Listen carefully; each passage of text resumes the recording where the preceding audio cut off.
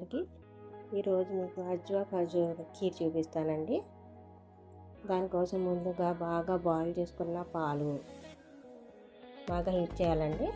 దానికోసం కావాల్సిన పదార్థాలు జీడిపప్పు, కిస్మిస్, అజ్వా ఖజూర్, పంచదార, యాలకులండి. యాలకుల్ని ఫస్ట్ కొంచెం పచ్చగా దంచి పెట్టుకోండి. యాలకులని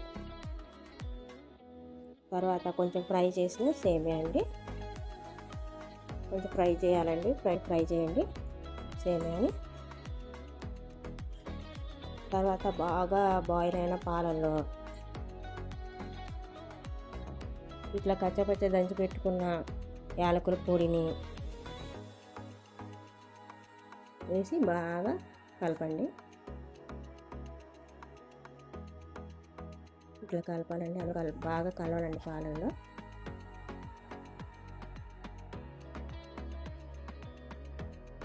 తర్వాత ఒక 5 minutes తర్వాత అజ్వా ఖజూర్ డేట్స్ని చిన్న ముక్కలుగా చేసుకుని ఇట్లా వేసుకోవాలండి. గింజలు తీసేసి అందులో నేను 3 వేసానండి. 2 ప్యాకెట్ పాలండి అవి. 2 ప్యాకెట్ పాలకి 3 అజ్వా ఖజూర్ డేట్స్ వేసారండి.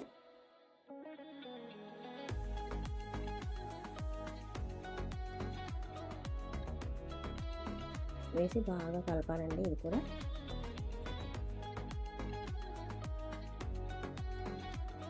తర్వాత ఇంకో 5 minutes తర్వాత ఇట్లా సేమియా ఫ్రై చేసి పెట్టుకున్న సేమియా ఉంది కదండి, అది వేసేసుకొని ఒకసారి ఇట్లా ముద్దలు లేకుండా కలుపుకోవాలండి.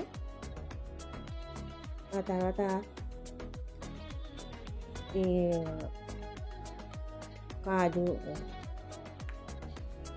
ఇవన్నీను డ్రై ఫ్రూట్స్ అన్నీ ఫ్రై చేసుకోవాలండి. ఇట్లా నూనె కొంచెం ఘీ వేసి అదే నెయ్యి వేసి అందులో వేసారండి.